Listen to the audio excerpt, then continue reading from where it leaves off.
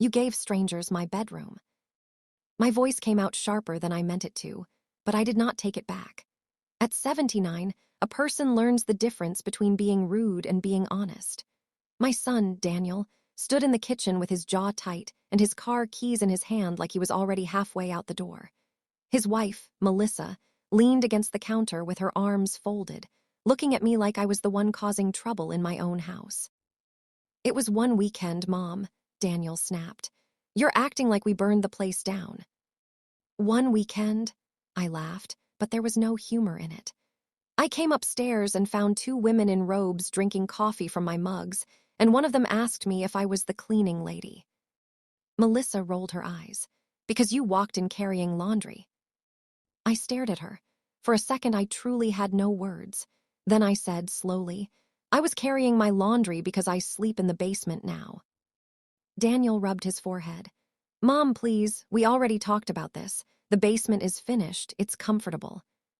"It is underground," I said. "It smells like paint and damp cardboard. I wake up hearing strangers dragging suitcases across my floors." "They're guests," he said. "They are strangers paying you to stay in my home, while I hide downstairs like I'm the guest." The room went still. Outside, I could hear the soft buzz of a lawn mower from across the street. Inside, all I could hear was my own heart beating harder than it should. This had not been my life 3 years ago. 3 years ago, my husband Frank was still alive, sitting at this same kitchen table every morning with his reading glasses halfway down his nose, telling me the sports section was getting worse and coffee was getting weaker. Back then, the house was ours, not an income property, not a business opportunity, not some fancy listing with cheerful lies written under photos of my furniture. After Frank died, Daniel started coming around more. At first, I thought it was love. I thought grief had softened him. He brought groceries, fixed a porch light, hugged me a little longer than usual. When he suggested he and Melissa move in temporarily to help me out, I cried and told him yes before he finished asking. That was my first mistake. "You're being dramatic again," Melissa said, pushing herself upright. "Nobody forced you into the basement." I turned to her. "You moved my things while I was at church." "It made more sense for the guests," she said. "For the guests," I repeated, "not for me." Daniel stepped between us, already tired, already irritated, as if my pain was some boring household chore he wanted to avoid. "Mom, we need the extra money." "For what?" He hesitated, and I caught it. That tiny pause. "For bills," he said. I knew that was not the whole truth. I had started noticing little things. Designer sneakers in the hallway, a new espresso machine, Melissa getting her nails done every week, Daniel talking loudly on the phone about scale and bookings and expanding to a second property. Meanwhile, every time I asked about the electric bill, he said things were tight. Tight. That word had become a blanket he threw over every lie. I looked at my son, really looked at him. He was 52 years old, broad-shouldered like his father, but somehow smaller inside. Restless, defensive, always looking past the human cost of what he was doing if there was money on the other side. "You listed my house online without asking me," I said. He pointed toward the ceiling. "Our space upstairs." "No," I said, "my house." Melissa laughed under her breath, and that cut deeper than I expected. Daniel heard it too. "Oh, come on, Mom, this again." "Yes, this again, since nobody else in this house seems interested in truth." He set his keys down hard on the counter. "You want truth? Fine, you were lonely, you were grieving. You couldn't manage a place this big alone, and we stepped in. We pay for things around here. We handle the guests. We handle the cleaning. We handle the repairs. You act like you're some helpless victim, but you said yes." "I said yes to family moving in," I said. "I did not say yes to being moved out of my own room so tourists could leave me bad ratings because the towels weren't fluffy enough." For 1 second, Daniel looked ashamed. Just one. Then Melissa stepped in again, cool as ice. "The guests aren't the problem. You are. You scare people. You wander upstairs in your robe. You ask questions. You make it awkward." I felt heat rise up my neck. "I live here." You live downstairs, she said. Daniel did not correct her. That was the moment something inside me shifted. Not broke. That had happened little by little already. This was different. This was the moment I realized they were no longer embarrassed. They were comfortable. Comfortable using me, correcting me, shrinking me inside walls I paid for. I looked around the kitchen, my kitchen, with the yellow curtains Frank picked because he said they made rainy mornings look cheerful. The wooden fruit bowl with the chip on the side from when Daniel was 10 and thought he could juggle oranges. The clock over the stove that had been 5 minutes fast since 1998. Everything in that room held my life. And my son was standing in the middle of it, acting like I was in his way. I want to see the listing, I said quietly. Daniel frowned. What? The Airbnb listing. I want to see what you wrote. Melissa reached for her phone before he could stop her. It's not a secret. Daniel shot her a look, but it was too late. She opened the page and held the screen out toward me with a little smile that made my stomach turn. I took the phone. Charming private home in a quiet neighborhood, newly updated, full upstairs access, perfect for families and weekend getaways. Host lives on-site in separate lower unit for convenience, but values guest privacy. Separate lower unit. That was me. That was what I had become in my own home. Not mother, not owner, not widow, not a leaner, just the on-site lower unit. Then I saw the reviews. Beautiful place. Host's older relative was a bit confused but harmless. Great stay, though we were surprised to see an elderly woman wandering into the kitchen one morning. Wonderful location. Would recommend if you don't mind the basement tenant being around. Basement tenant. I handed the phone back so carefully that Melissa blinked. You let them talk about me like that. Daniel looked uncomfortable. Mom, online reviews are just part of the business. Part of the business. I nodded slowly, as if I understood, though what I really felt was something colder than anger. Something heavier. A truth settling into my bones. This was not temporary. This was not a misunderstanding. This was not my son making a few bad choices while under pressure. This was a plan. And I was the raw material. I turned and walked toward the basement door. Where are you going? Daniel asked. To my lower unit, I said. Moms don't do that, he muttered. I looked back at him. Do what? That tone. I almost smiled. You haven't heard my tone yet. I went downstairs, closed the door behind me, and sat on the edge of the narrow bed they had set up beside my winter coats and old Christmas boxes. For a long time, I just listened. Footsteps overhead. A cabinet opening. Melissa's voice, low and annoyed. Daniel packing. Then my eyes landed on the metal lockbox on the shelf across from me. Frank had kept important papers in there. Deeds, insurance, tax records, things we rarely touched but never threw away. After he died, I stopped opening it because some griefs are small and strange. Paperwork in his handwriting was one of mine. That evening, for the first time in almost 3 years, I slid the box toward me and opened it. Inside were the house deed, old bank papers, and an envelope with Frank's name on it, written in our lawyer's hand. I stared at it. I did not remember ever seeing that envelope before. And when I opened it, the first sentence made my hands start to shake. Because in that moment, I realized Daniel had no idea what this house really was, or who it truly belonged to. And by the time he found out, it was going to be far too late. I did not sleep that night. I sat on the edge of that basement bed with Frank's envelope in my lap and the small lamp on beside me, reading the same page over and over until the words stopped shaking on the paper. The letter was from our lawyer, Howard Pierce. It was dated 6 months before Frank died. In it, Howard explained that at Frank's request, the house had been placed into a trust.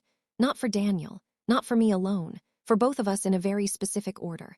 I had full control of the house for the rest of my life. No one could sell it, borrow against it, rent it, or make money from it without my direct written permission. After my death, only then would the property pass to Daniel. I read that part 3 times. No one could rent it. No one could make money from it.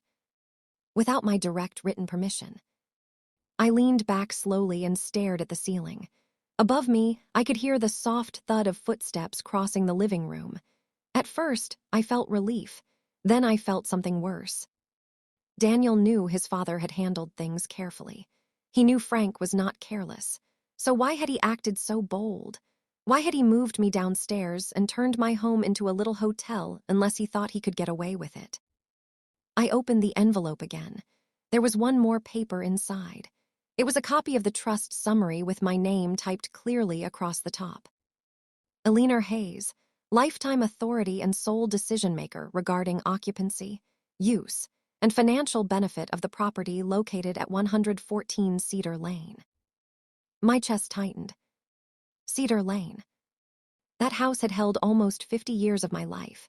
Bobbies, birthdays, Christmas mornings, casserole dishes, slammed doors, forgiven words, unforgiven words, doctor's calls, funeral flowers, all of it.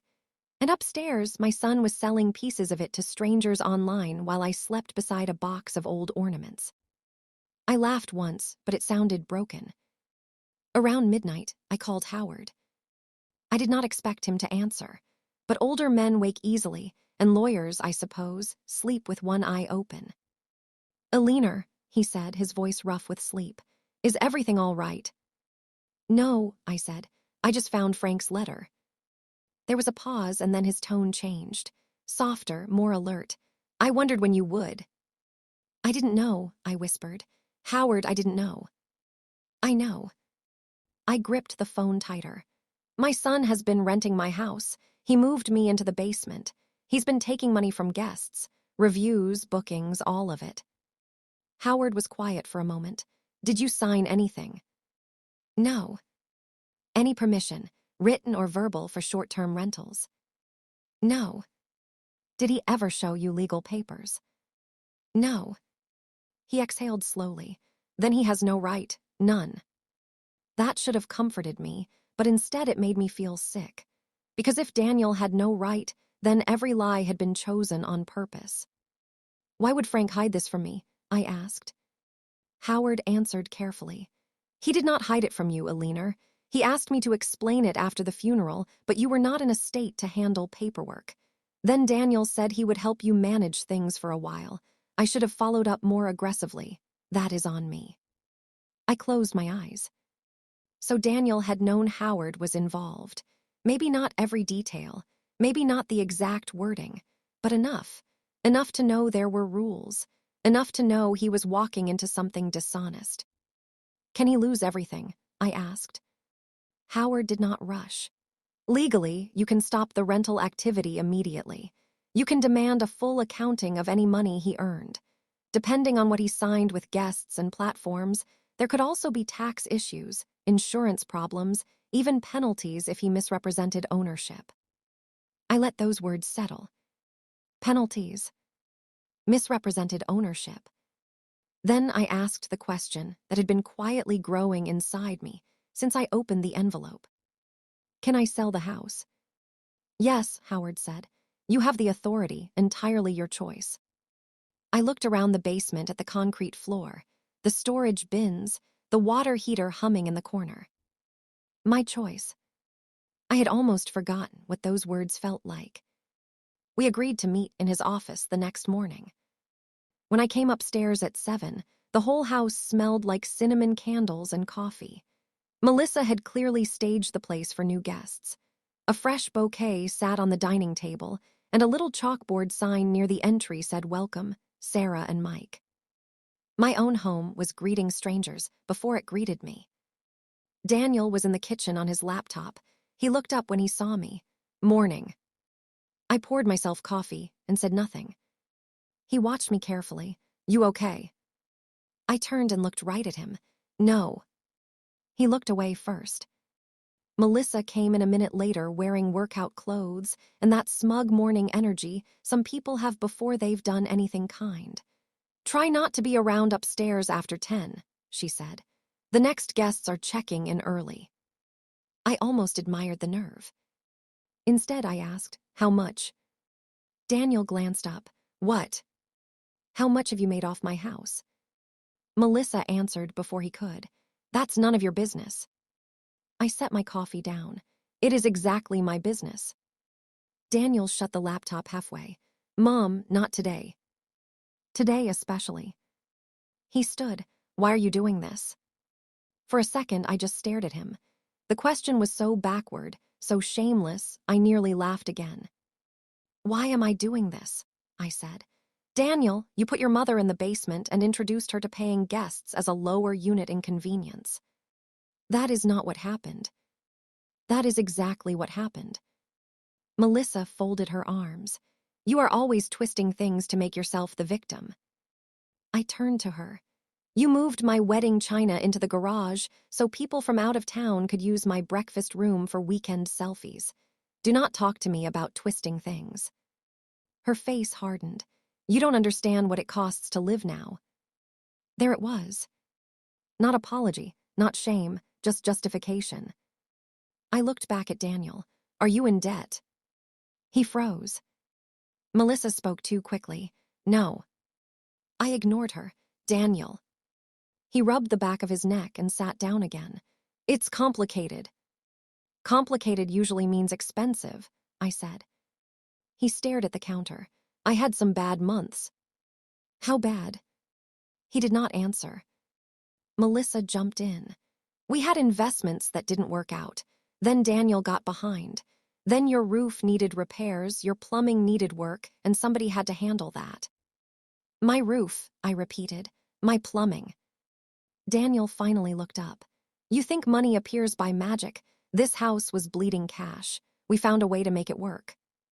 By using me. We were trying to save everything. His voice cracked on that last word, and for one tiny moment, I heard my boy in it. The boy who once cried because he broke a neighbor's window and thought his father would stop loving him. That boy used to tell the truth fast, while tears were still hot on his face. This man lied slower. Save what? I asked. He looked at Melissa. She gave the smallest shake of her head. That was enough. It told me two things at once. He was hiding something, and she knew exactly what it was. Before I could press again, the front doorbell rang. Melissa straightened immediately. That must be the cleaner. But when she opened the door, it was not the cleaner. It was a tall man in a dark jacket holding a clipboard, and beside him stood a woman with a tablet and a polite smile that did not reach her eyes. Good morning, the man said. We're here regarding a complaint filed about an unauthorized short-term rental at this address. Daniel went white. And in that instant, I knew our family secret was bigger than unpaid bills. Much bigger. Daniel moved so fast, he nearly knocked over his chair. There has to be some mistake, he said, forcing a smile that looked painful on his face. We don't run a business here. The man at the door did not return the smile. Are you Daniel Hayes? Daniel hesitated just a second too long. Yes. The woman with the tablet glanced past him into the entryway. Her eyes landed on the welcome sign, the luggage bench Melissa had placed near the door, and the printed house rules in a little frame by the staircase. No loud music after 10. Check out by 11. Use towels in hamper. Her expression changed from polite to tired. We received a formal report, she said. According to county records, this property is not registered for short-term lodging.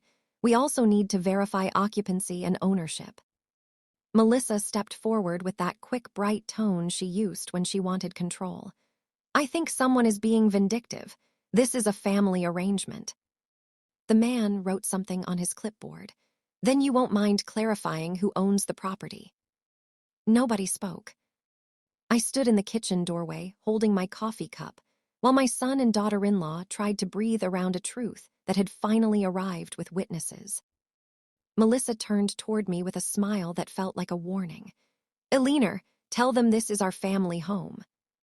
I met her eyes. It is my family home. The silence after that was so sharp I could feel it in my teeth. The man looked at me. Ma'am, are you the owner? Yes. Have you authorized short-term rentals at this address? No. Daniel made a strangled sound. Mom. The man's pen stopped moving. So the rental activity is unauthorized. Yes, I said again more clearly. Melissa's head whipped toward me. What are you doing? I almost answered, telling the truth, but that would have been too simple for what this moment cost me. Daniel stepped closer, his voice low and desperate. Can we not do this right now? I looked at him. You should have thought of that before strangers started raiding me like I was part of the furniture. The woman with the tablet asked me a few more questions. How long had guests been staying there? Did I receive any of the money? Did I know how the property was being represented online? I answered each one plainly. No guessing, no dramatic speeches, just truth. The truth was ugly enough on its own. By the time they left, Daniel looked sick. They handed him papers, warned him about fines, and told him someone from the county office would likely follow up. The woman added, in a gentler tone, that insurance problems could also arise if guests had stayed under false ownership claims. False ownership claims. That phrase hung in the hallway after the door shut. Melissa turned on me first. You called them? No, I said. She laughed once hard. Please, you expect me to believe this just happened on its own. It did, Daniel muttered, staring at the papers in his hand. She turned to him. What? He did not answer. I watched his face and saw it then. Not just fear, recognition. Daniel, I said softly, what did you do? He sank into a chair. Melissa looked between us. What did she mean? What did you do? He rubbed both hands over his face.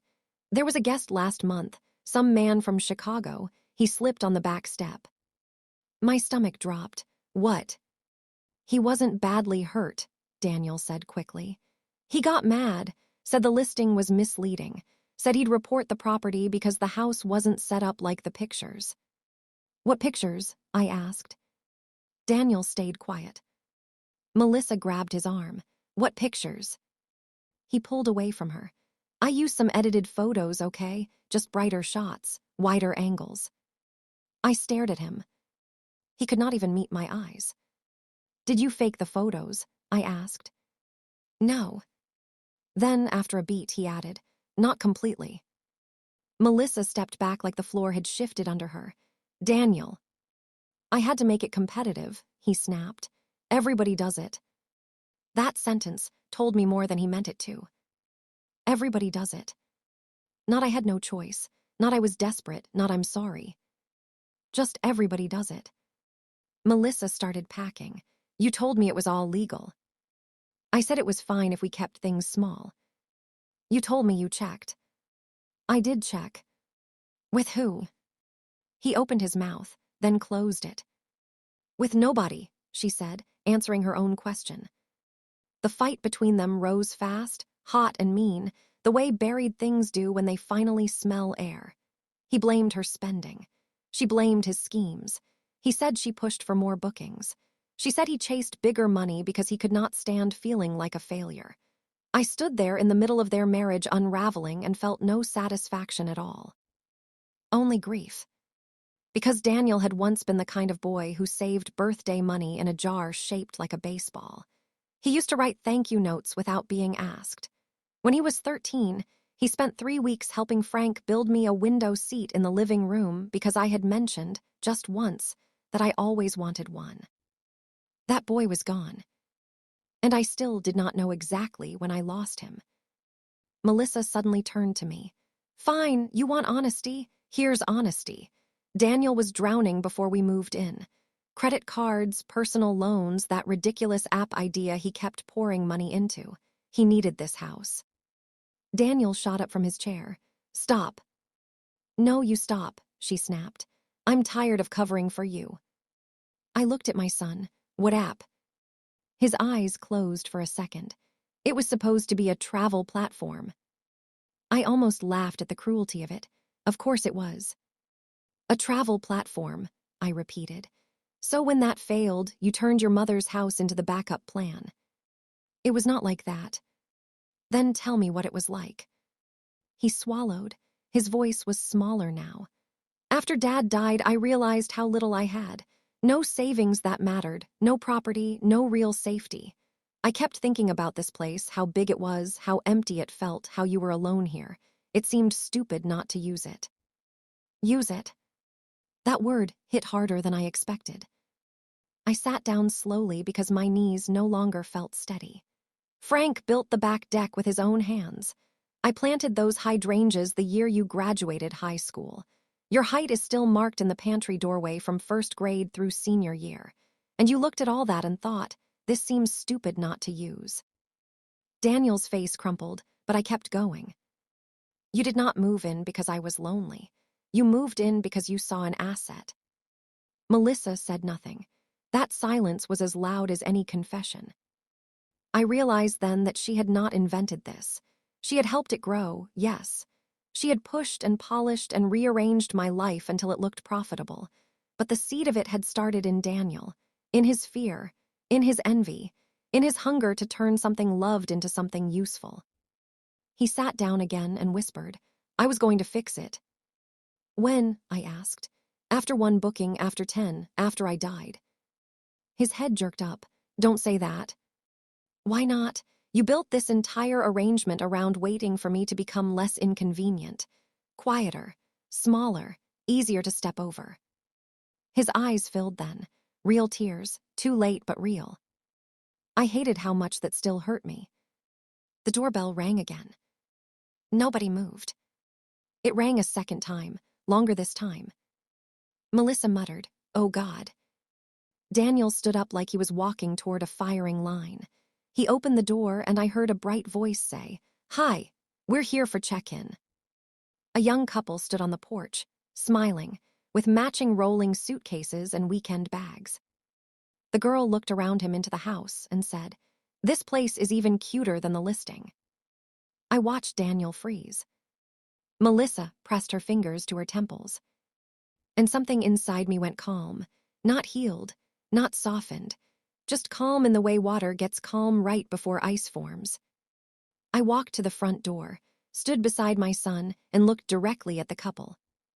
"I'm sorry," I said. "There will be no check-in. This property is not available. You were deceived." The girl blinked. The young man frowned. "What?" Daniel whispered harshly, "Mom, please." I ignored him. "This home was listed without lawful permission," I said. "You should request a full refund immediately." The couple stared at us, then at each other. Melissa stepped in fast. "There's been a misunderstanding." "No," I said, "there has been betrayal." The young man slowly pulled out his phone. I could see the exact second he opened the app. His eyebrows rose. Then he looked at Daniel and said, "Wait, are you Cedar Lane, Dan?" Daniel's face went blank. The young man turned his screen around just enough for me to see a host profile with a smiling photo of my son standing on my front porch, arms open, like he owned the world behind him. Superhost. 48 reviews. And beneath that, in bold letters, the words that made my blood run cold. Also manages 3 additional properties. I looked at Daniel. 3 additional properties. My son had not just betrayed me. He had built his whole new life on a lie, and my house was only the beginning. 3 additional properties. I kept staring at the phone screen even after the young man lowered it. Those words stayed in my mind like a bell that would not stop ringing. 3 additional properties. Not one desperate mistake. Not one foolish little scheme that got out of hand. Not one son under pressure trying to catch his breath. A system. A business. A polished, smiling lie. Daniel snatched a breath and said, "It's not what it looks like." The young couple on the porch did not know where to look. The girl tightened her grip on her suitcase handle. The young man slowly slipped his phone back into his pocket like he had just stepped into a fight that did not belong to him. I turned to them and spoke as calmly as I could. "I am truly sorry. You should leave now and contact the platform before he changes anything." The girl nodded first. "Okay." The young man gave Daniel one long, hard look. "We drove 3 hours." "I know," I said softly, "and I'm sorry." Daniel muttered, "I can fix this." The young man let out a bitter laugh. "Yeah, You gonna fix the county report too?" He and the girl turned and went back down the walk, rolling their suitcases behind them. I watched them leave, and I thought about every person who had come through my front door believing a story my son had sold them. I thought about the cheerful photos, the fake ownership, the hidden old woman in the basement. Then I shut the door. The quiet afterward was terrible. Melissa spoke first, her voice flat now, drained of all performance. 3 other properties. Daniel did not answer. She stepped closer. "Daniel." "They're not mine," he said. I folded my arms. "Then why does your profile say you manage them?" He looked trapped. "Because I help with them." "Whose are they?" Melissa asked. He rubbed his face. "A friend." "What friend?" I said. He did not answer quickly enough. And then I knew. Not every detail, not every dollar, but enough to feel the shape of it. "There is no friend," I said. Melissa turned to me. "What do you mean?" I kept my eyes on Daniel. "He is covering for somebody." His silence confirmed it.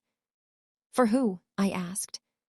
He looked toward the window, toward the street, toward anywhere but me. "It's complicated."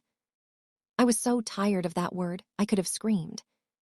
Instead, I said, "No, it is simple. You lied to me. You used my house. You collected money from strangers. You got reported. And now I find out my home is just one piece of whatever this really is. So tell the truth for once in your life. Who are you covering for?" He swallowed. "My daughter." I blinked. "What?" Melissa froze. Daniel's voice came out weak. "Leela." For a moment, nobody moved. Nobody breathed. Then Melissa let out one short, unbelieving laugh. "Your daughter." I looked from one face to the other and understood before either of them spoke again. Leela was not Melissa's child. I had known Daniel had a life before Melissa. I knew there had been old relationships, mistakes, a girl in another state many years ago. But Daniel had always waved away that part of his past with embarrassed little half-truths. "No children," he had said. "Nothing serious," he had said. "Just old mess," he had said. Now the whole room tilted. "You have a daughter," I whispered. Daniel nodded once, miserably. Melissa stepped back like he had struck her. "How old?" 19.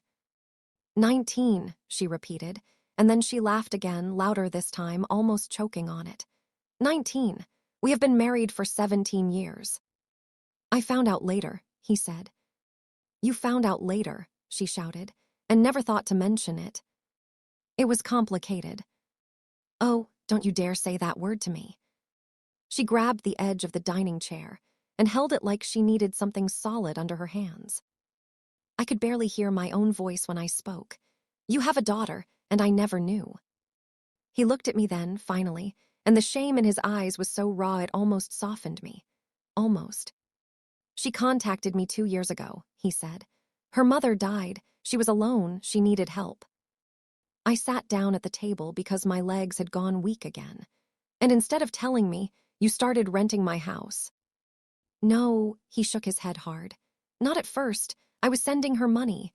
Tuition, rent, food, whatever I could. Then Melissa and I were already in trouble. I had debt. I had lied about some of it. Then Leela needed more, and I panicked." Melissa stared at him like she did not know who he was. "So this whole time, when you said we were stretched because of repairs and taxes and life, you were secretly sending money to a daughter you hid from me." He said nothing. That silence answered everything. I should say I felt only betrayal, but that would not be true. What I felt was messier than that. Betrayal, yes, but also grief for a girl I had never held, never met, never even known existed. My granddaughter had been somewhere in the world, growing up without me, and my son had buried her like a shameful secret. "Why didn't you tell me?" I asked. His face folded in on itself. "Because Dad would have hated me." I stared at him. And there it was. Not the money, not the bookings, not even the fake listings. The old wound beneath all of it. Frank had been a good man, but he had been proud, hard on dishonesty, hard on weakness, hard on anything that looked like irresponsibility. Daniel had spent half his life trying to impress him, and the other half pretending he no longer cared. "You were 40 when she was born," I said quietly. He nodded. "And married?" "No, but I was engaged back then. It would have destroyed everything." Melissa laughed without humor. "Well, you do have a gift for delayed destruction." Daniel flinched. I looked down at my hands, age spots, thin skin, veins that showed more each year. These same hands had buttoned his school shirts, iced his fevers, packed his lunches, signed his report cards, buried his father. And somehow I had not known the deepest truth of his adult life. "What is Leela's last name?" I asked. He hesitated. "Daniel." "Mercer," he said. "Leela Mercer." I repeated it under my breath, trying to make it real. Melissa turned and walked into the living room. For a moment, I thought she might come back calmer.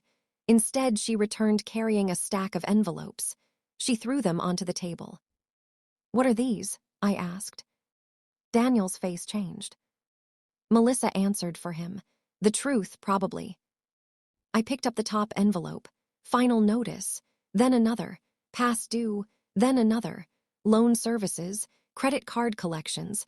One envelope had Daniel's name and a red stamp across the front.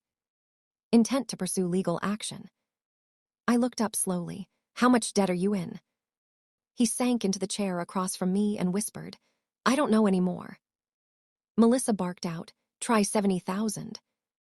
I closed my eyes. $70,000. The room felt smaller. Melissa stood there breathing hard. Years of anger coming out of her in quick, sharp words.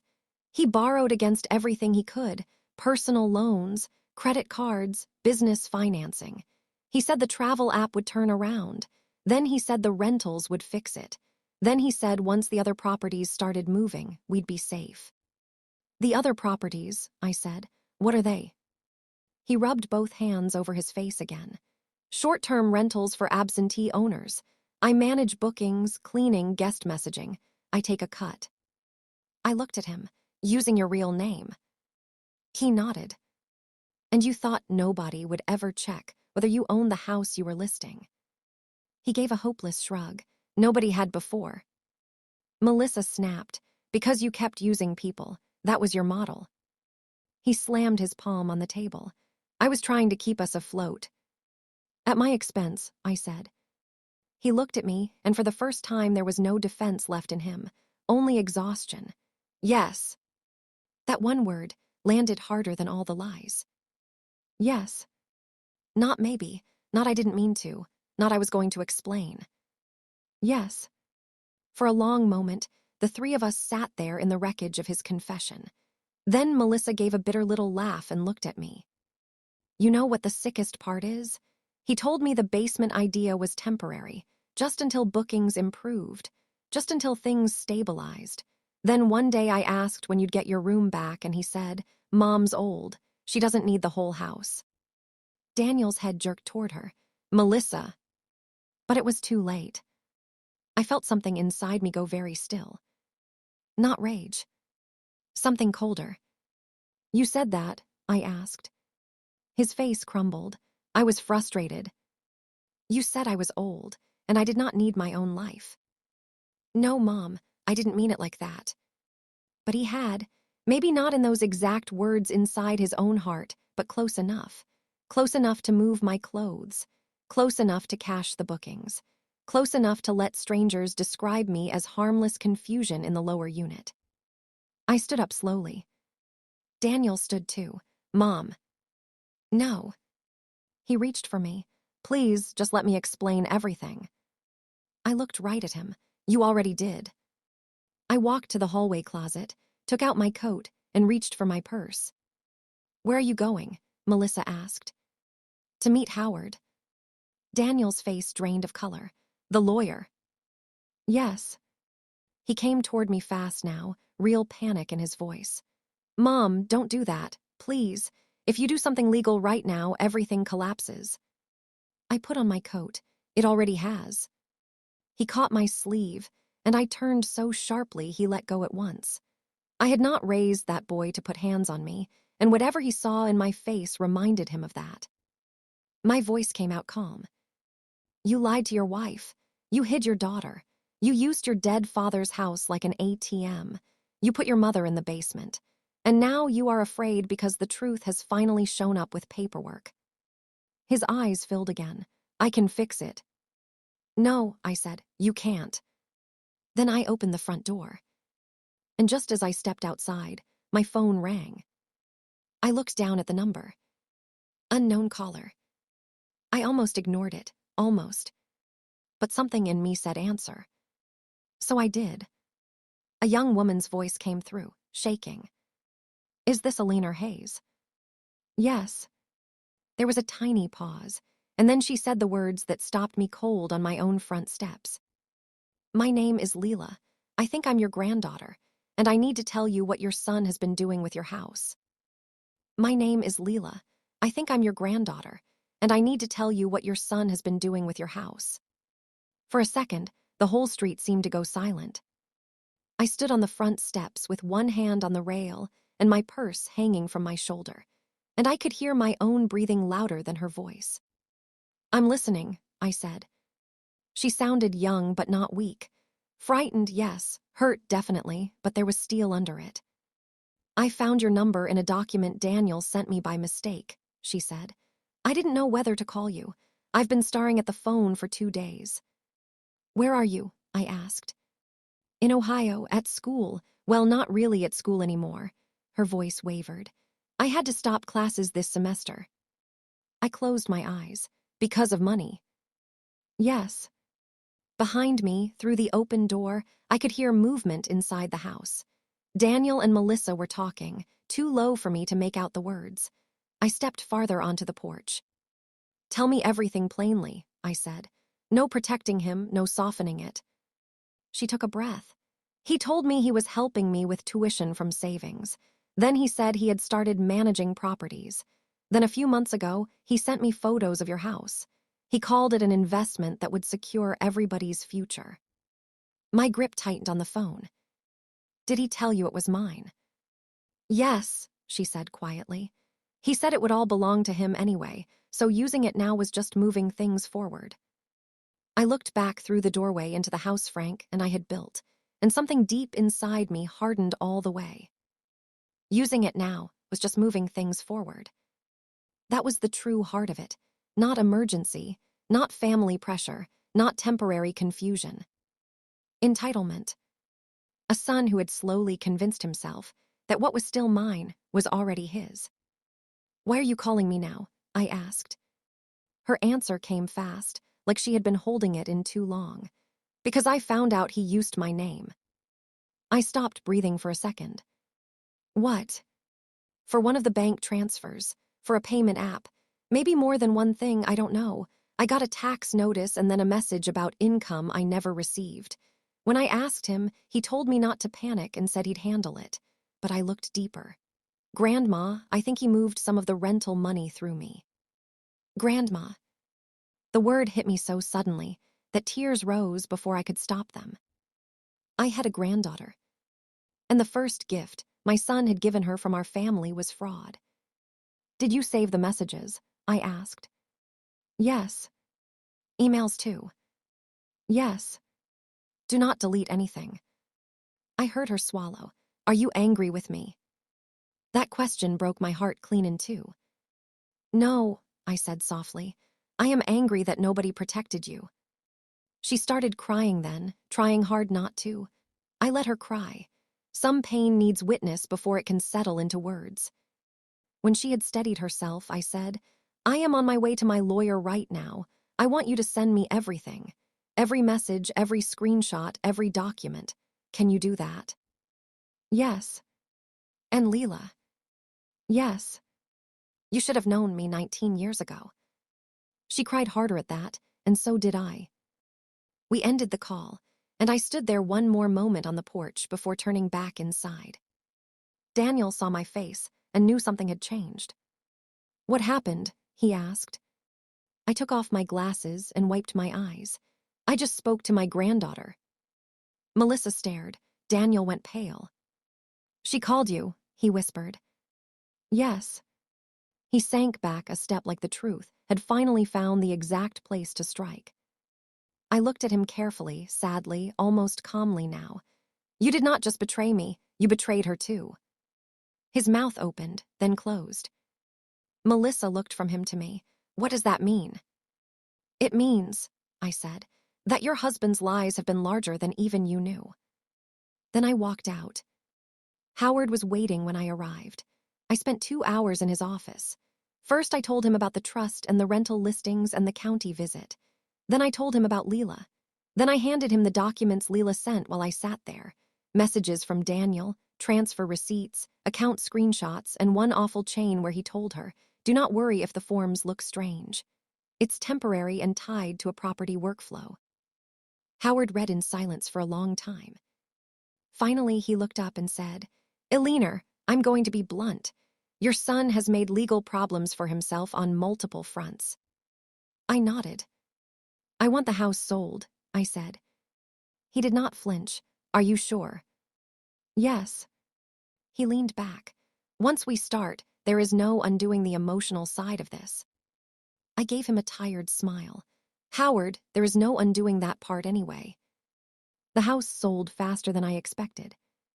That surprised Daniel more than anyone.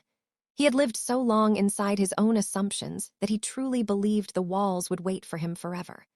But a well-kept home in a good neighborhood does not sit long, and within weeks it was under contract to a retired school principal named Marjorie who wanted a bright kitchen, a rose garden, and absolutely no short-term rentals.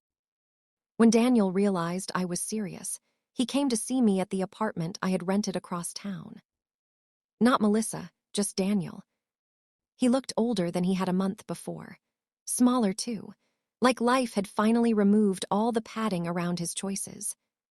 Please don't do this, he said the moment I opened the door. I already did. He stepped inside only when I moved aside. He looked around my little apartment. The reading chair by the window, 2 framed photos of Frank, 1 fresh photo on the side table printed from an email Leela sent me. My granddaughter in a college sweatshirt, trying to smile through tired eyes. Daniel saw that photo and closed his eyes. She sent that, he asked. Yes. He sat down slowly. Melissa left. I was quiet. She said she can forgive debt. She can forgive panic. But she can't forgive being turned into a partner in a lie she didn't even understand. That seems fair, I said. He nodded like he deserved the blow. The county fines came, he said. The platform shut down my listings. The other owners dropped me. There are tax people involved now because of the money trails. I'm trying to fix what I can. I folded my hands. Good. He looked at me then with tears gathering again. Do you hate me? I thought about that question honestly. No, I said, and that is part of what makes this so painful. He bent forward and covered his face. For the first time since this began, I did not rush to comfort him. I let him sit in what he had done. After a while, he whispered, I told myself I was borrowing from the future, that once everything stabilized, I'd make it right, put you back upstairs, clean up the accounts, tell Melissa about Leela, tell you everything. I kept pushing the truth 1 more week, 1 more month, 1 more booking. That, I said gently, is how people ruin their lives, not always with 1 terrible act, sometimes with 1,000 delays. He cried then, quietly, like a tired child. I let him cry. Then I said the words I had carried for weeks. Your mistake was not just greed, Daniel. It was treating love like something that would wait while you used it. He lowered his hands. I went on. You thought your wife would wait. You thought your daughter would wait. You thought I would wait.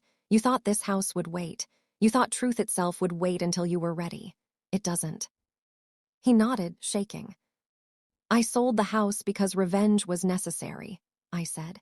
Not to destroy you, to stop you, to make sure you could not keep feeding on what was not yours and calling it family duty. He whispered, I understand. I hope so. I used part of the sale money to set up a secure fund for Leela to finish school properly, with Howard overseeing it so Daniel could not touch a dime. I kept enough to live comfortably and quietly. Not grandly, just peacefully. Months later, I met Leela in person. She hugged me at the train station so hard I nearly lost my breath, and then she laughed through tears and said, "You feel familiar." I was just thinking the same thing, I told her. She had Daniel's eyes when he was young, but Frank's stubborn chin, though she could not know that. We sat for hours over soup and tea and pie, filling in 19 lost years with the careful tenderness of people who know something precious was stolen from them and want to protect what remains. As for Daniel, he writes now. Real letters, no excuses, no requests, just truth as much as he can bear to tell at last. I answer some of them, not all. Forgiveness is not the same as pretending nothing happened. Melissa sent one note too, short and sharp and sad. She said, "I should have seen sooner that comfort built on cruelty always collapses." She was right. So yes, my son turned my house into an Airbnb while I slept in the basement. Yes, I sold it all and left him with nothing but bad reviews. But the worst thing he lost was never the property, never the money, never the business. He lost the lie that had been carrying him. And maybe that loss will save him one day. If this story touched you, take a second to like, comment, and subscribe. Somebody out there may need this reminder too. Family can wound us in ways strangers never could. But sometimes the most loving thing you can do is stop protecting the person who is hurting everyone else. Regret grows in silence. Truth hurts fast, but it heals clean. And at 79, I finally learned this. A house is not just walls and windows. It is memory. It is dignity. It is the place where love should feel safest. The moment someone asks you to surrender that for their convenience, they are no longer asking for help. They are asking for permission to erase you. I refused. And that refusal gave me my life back.